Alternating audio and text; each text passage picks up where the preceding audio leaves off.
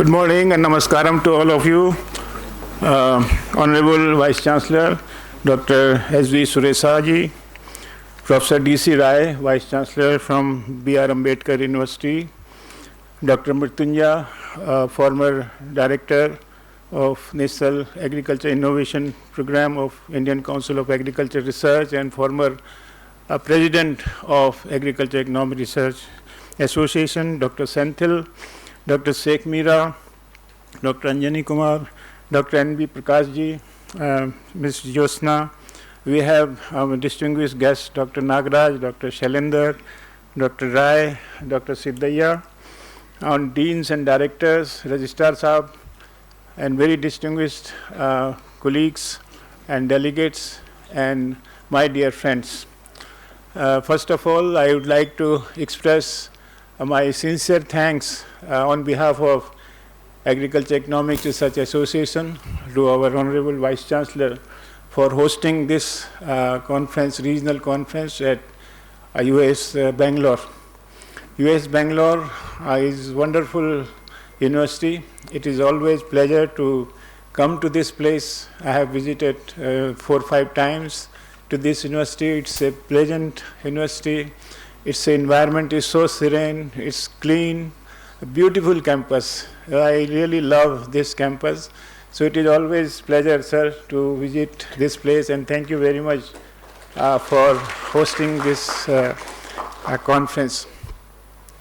I have been asked to share something on this particular topic.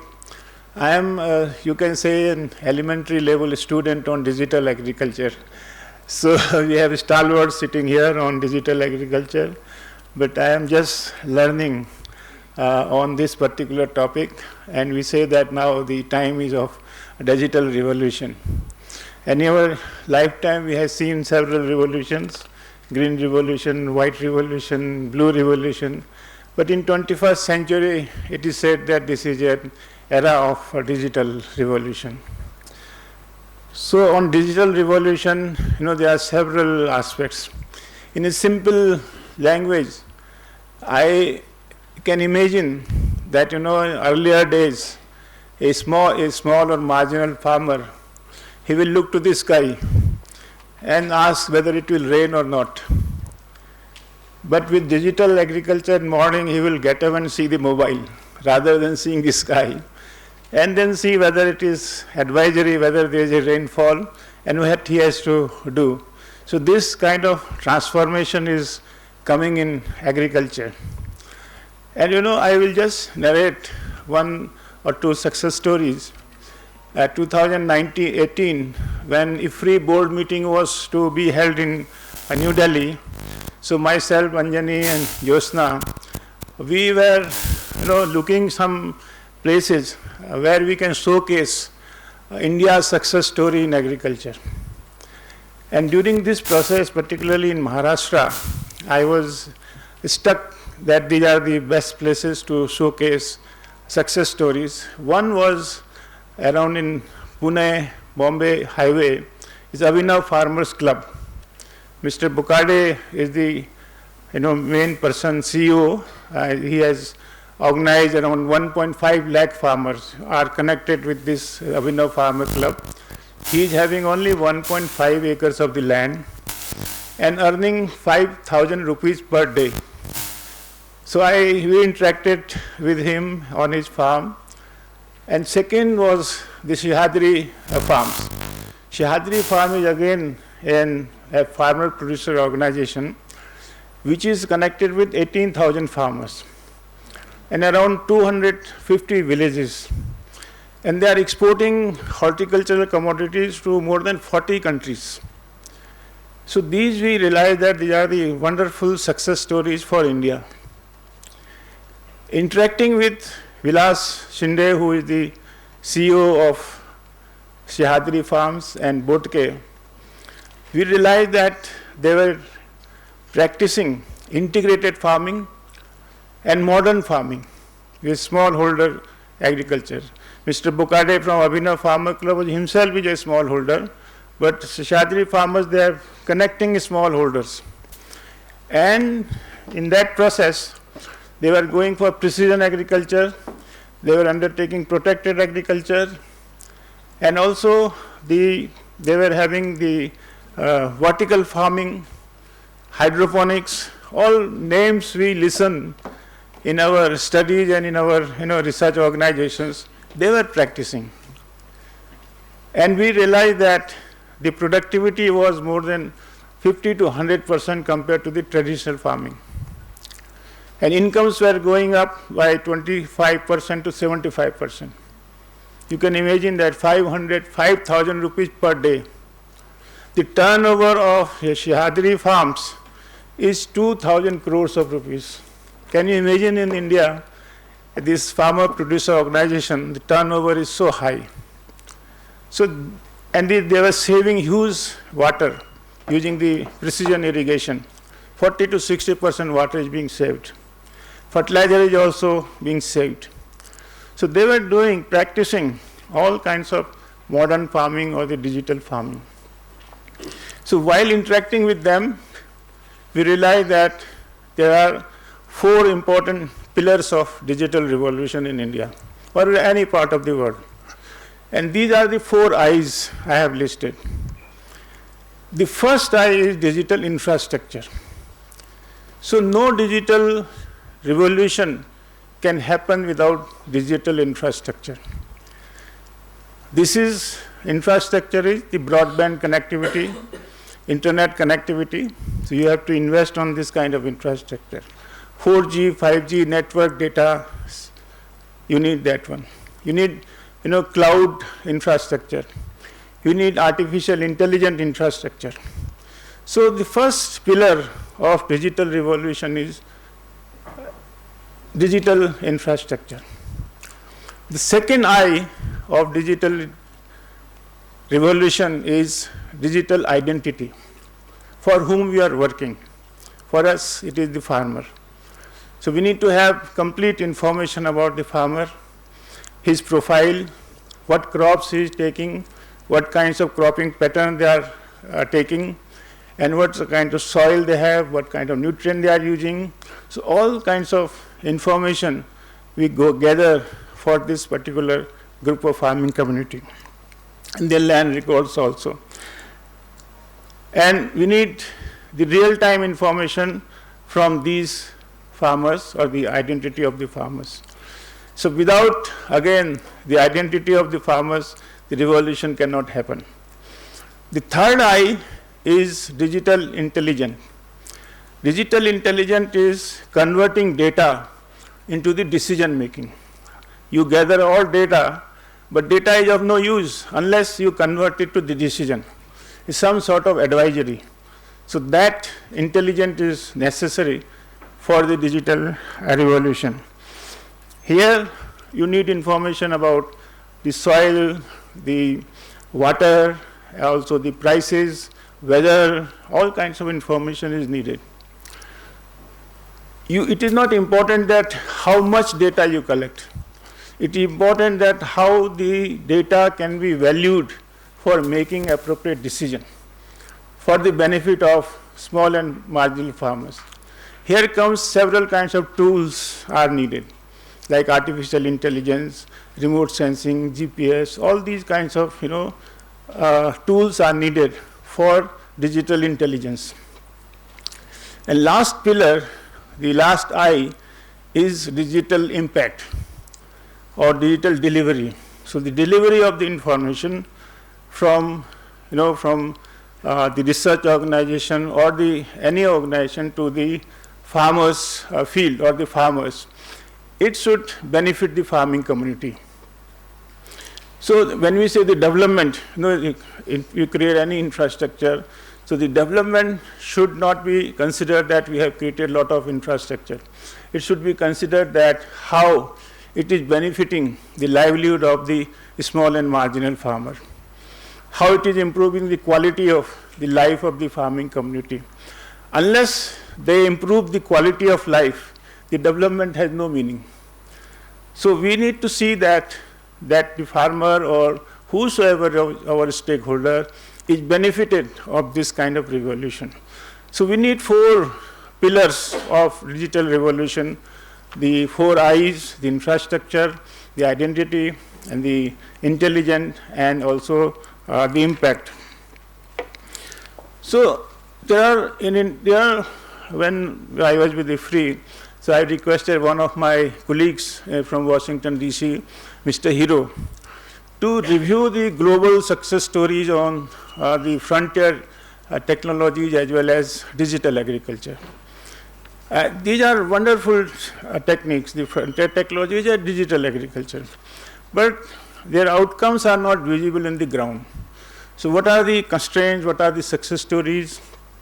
So when we reviewed, so we came across some very good success stories. One, you all know the success story from Israel. Israeli farming, we say. They go for precision agriculture, precision water management. They say they do not have good quality water. Their water productivity is very high. So they produce more with less and less water. So we should learn, I think, from the Israeli technology.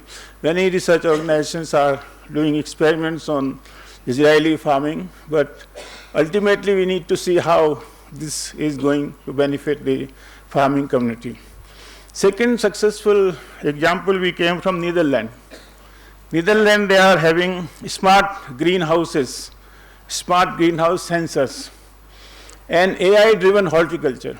They are going for AI-driven horticulture.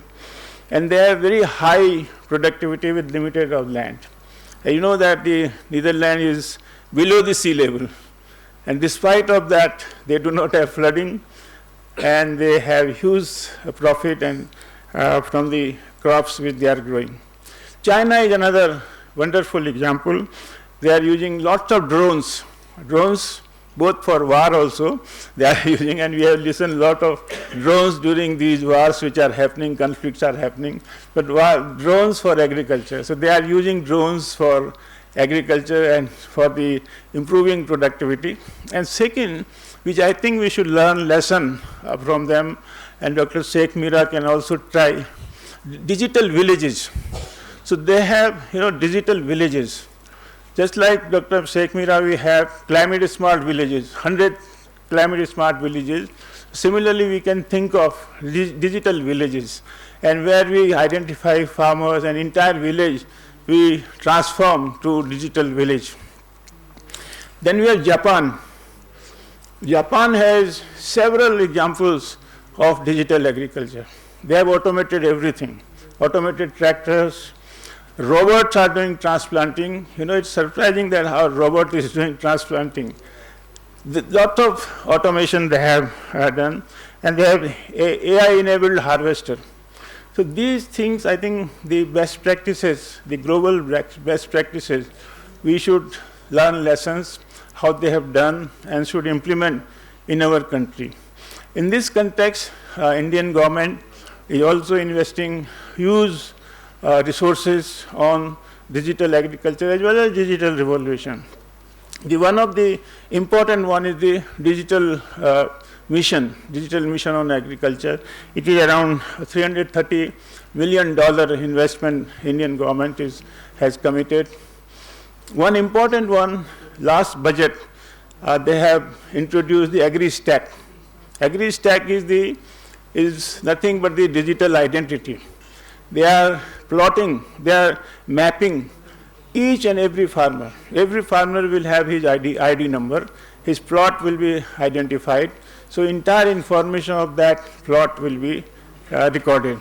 And immediately after that budget, they have this Bharat Vistar. Last budget, I hope that every one of you have heard, Bharat Vistar, which is connected with AgriStack and the information received from agriculture universities and ICR, which is knowledge. So AgriStack, they are integrating the land record, farmer profiling with the knowledge, with the information, so that proper decision-making process can be launched. Then ENAM, One Nation, One Market, is another example for this digital revolution. Karnataka is the first state which started unified agriculture marketing. I am very happy to share with you that the first research paper on addressing of unified agriculture market came from University of Agricultural Sciences, Bangalore. Dr. Nagaraj and his team have published that one. They identified, I hope that that paper had, at the national level has implications, and they thought of even nation, one market, the ENAM. So that is, Dr. Nagaraj, congratulations to you for this paper. Private sector is also coming up in a big way. You might have seen, heard that recently Google is investing around $30 or $20 billion in Visakhapatnam on cloud data center, something like that. They are investing on that. Similarly, Reliance, $11 billion. Again, the Airtel, they are investing on digital sector, both for agriculture as well as non-agriculture sector. Similarly, eChopal, the ITC, they are providing digital those services to the farming community. So lots of examples are coming, but they are very stray examples here and there. So we need to see that how a revolution can be brought up on this digital agriculture. Despite of these kinds of investments, despite of benefits of digital agriculture, it is not coming up. It's not scaling up the way we have witnessed the green revolution, white revolution, and this yellow revolution and blue revolution. There are few constraints. So we listed few constraints. One is that still there is a connectivity gap. The reliability of connectivity is still missing in many of the remote areas and in the villages. This is one major factor. So we need to see that how we can make connectivity more reliable. The second is low digital literacy. Digital literacy, there are some apps which farming community, they are unable to operate. And there are farmers, some farmers are also illiterate. The statistics say that 30% of small and marginal farmers are illiterate. So difficult to operate those apps for them. Or 58% women farmers are also illiterate. So how to make them convince or to operate these complicated apps is a big challenge. And also the local language. So we have, see how to translate into the local language. I think the role of artificial intelligence is very high on this context. Poor data quality is another big challenge. So as I said that you collect a lot of data, but how is the quality of data? So as we always say, garbage in, garbage out. So unless you have quality data, or I will say, just like we say, precision farming, precision water management, precision fertilizer management, or nutrient management. I think similarly we should say precision data collection. I think the role of social scientists is there to see that how data is precisely collected. We have not given much importance on the quality of data. We collect huge data for our PhD thesis, MSc thesis, or research project, but we hardly use 10% of the data. So we need to see that how we collect the quality data for making right kind of decision for the farming community. Next constraint is still the problem of smallholder agriculture, fragmented agriculture. So this precision agriculture, protected agriculture, role of drones, they all are capital intensive. So the small and marginal farmers cannot effectively use these techniques or these modern tools. What we should see that whenever we make any policy or any research output or outcome, the smallholder should be at the central stage, so that they benefit out of what we do for them. And then the business models, how to convert the technology to a product and also to the business models. That is also very challenging. It is not happening, therefore these kinds of technologies are not reaching to the farmers. So the delivery mechanism is not that effective. And finally, it is the problem of data governance, data bank. So that is, I think, new awareness is coming, the importance of the data. So this is the era of data. So that information data, I think how to collect that data, how to store that data, how to retrieve that data is another big challenge for digital revolution to happen. So what next? After all these, what is the next? So one is that we need heavy investment for digital revolution to happen. And for that, government cannot invest much. So government is to attract private sector. So private sector to be attracted for digital revolution, creating infrastructure and artificial intelligence, whatever is happening, I think it has to be replicated multiple times. And then here we can think of giving some incentives to the private sectors, for example, some tax incentives for investment on digital revolution or artificial intelligence. So that kind of concessions we can provide. The future research priorities for research organizations, I think the crop advisory. I think the research organizations, universities, ICR institutes should develop crop advisory, location-specific, real-time, information to the farming community. So I think it has to be identified. Pest and disease surveillance, another important area. What pest and what diseases are we are expecting. Yield prediction for better price or market realization. AI assistant is another area which is important. You have seen that many of the private companies or the banks, they are providing AI assistant. So similarly in agriculture, we need to see that AI assistant. Other day my son was saying that these days the interviews are being taken by AI assistants. So it was surprising for me how the AI assistant is taking interviews. So a new era is emerging. I think we need to see that how agriculture can take advantage of these kind of revolutions or innovations which are coming up. On extension, 3 points I will suggest.